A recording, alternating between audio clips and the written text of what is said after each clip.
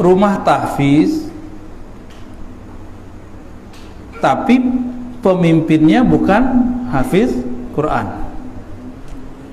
Kalau sekedar pemimpin yayasan nggak apa-apa, tapi kalau kiainya, ustadznya mesti hafiz. Kecuali itu pondok tahfiz juz amma gitu, kasih judul. Antum juga bisa kali ya.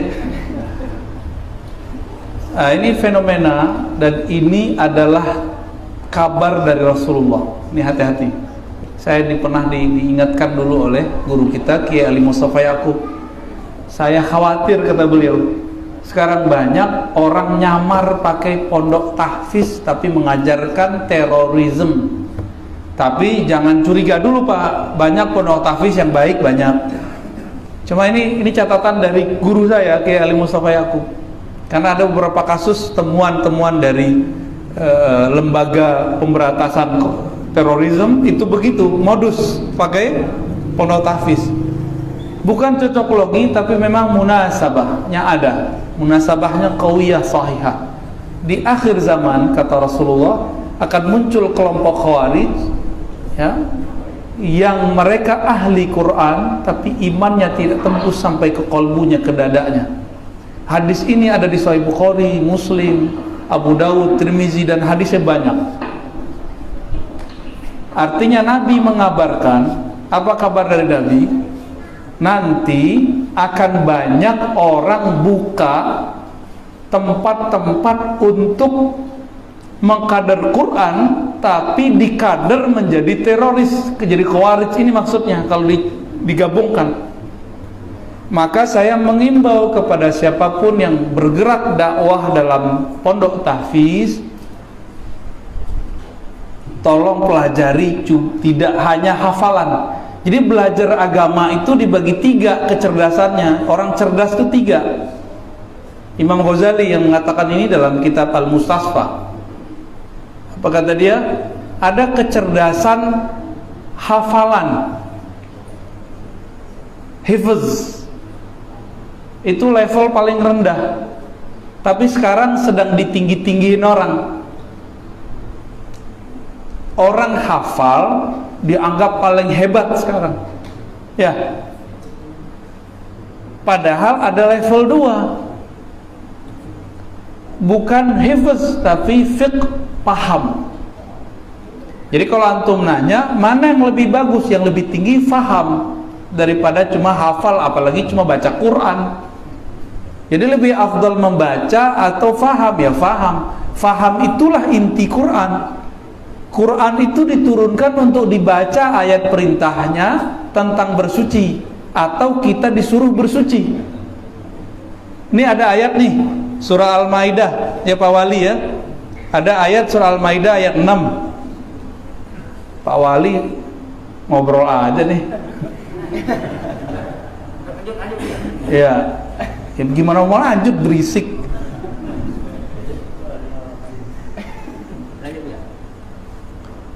Ada contoh surah Al-Maidah ayat 6.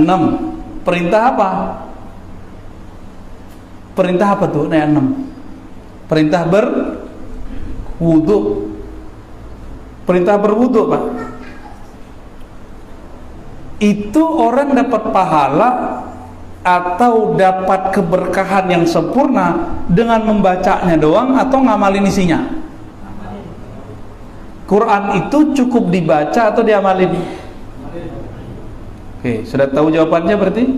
Ya, berarti lebih bagus yang nomor 2, faham.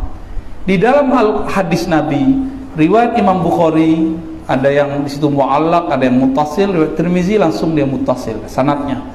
May yuridillahu bihi khairan yufaqihu fid din. Hadis yang dihafal oleh semua santri di pesantren. Tertulis di pojok kitab halaman depan.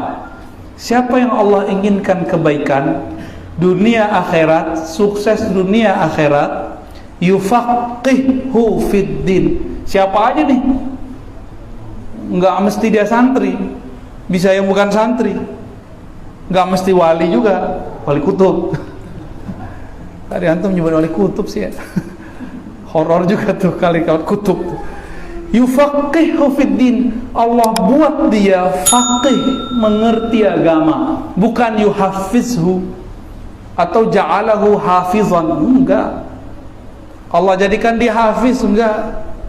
Allah jadikan dia maka orang yang faham Al-Quran itulah yang disebut bisa memelihara Quran, bukan sekedar hafal. Kalau hafal, handphone kita lebih pintar dari kita, Pak. Tinggal diputar aja tuh YouTube-nya Pak Wali, ya enggak? YouTube Juz Amma tuh lebih fasih dari imam kita baca Juz Amma. Taib. Lalu apakah sanad? Nah, perlu dicurigai. Bersanad pun belum tentu benar. Siapa tahu cuma sanad hafalan, tidak sanad pemahaman. Zaman ini yang penting sanad pemahaman. Hafalan mudah kok. Sekarang udah banyak teori, metode, cara ngapal itu udah banyak. Tapi cara memahamkan itu nggak mudah. Nggak mudah Pak cara memahamkan. Iya.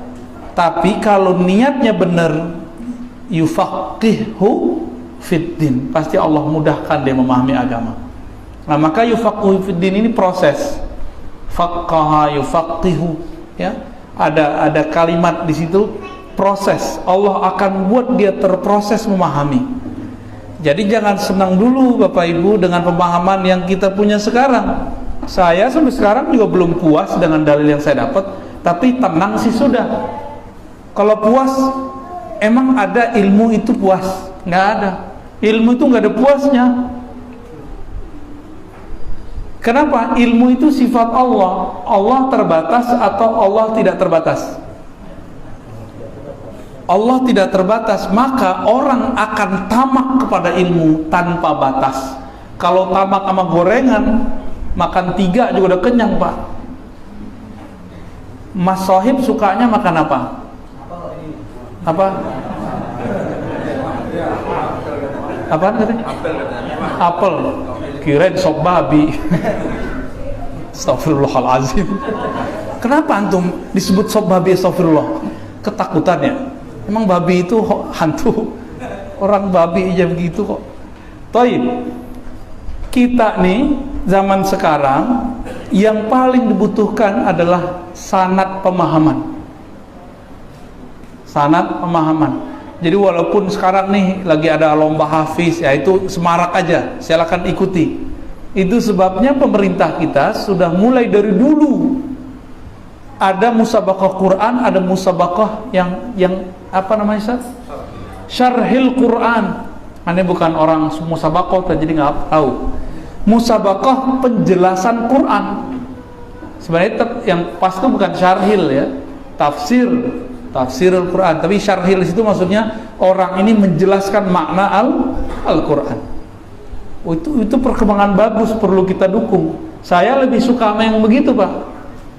Senang kita kalau ada orang yang berlomba-lomba mencari pemahaman terbaik. Oke. Cukup ya? Terjawab? Oh iya, kecerahan ketiga adalah al-jamu bainal awwal wa tsani. Gabungan bainal hifzi wal fiqhi, gabungan antar nomor pertama dan kedua. Hafal iya, paham pun juga. Nah, itu yang bagus. Kebanyakan orang Nahdiyin itu faham, tapi hafal Qur'annya enggak. Kecuali pesantren seperti di Kudus, Panandaran, Kerapia, itu emang tahfiz. Di luar itu nggak banyak, apalagi di Sumatera Barat ya.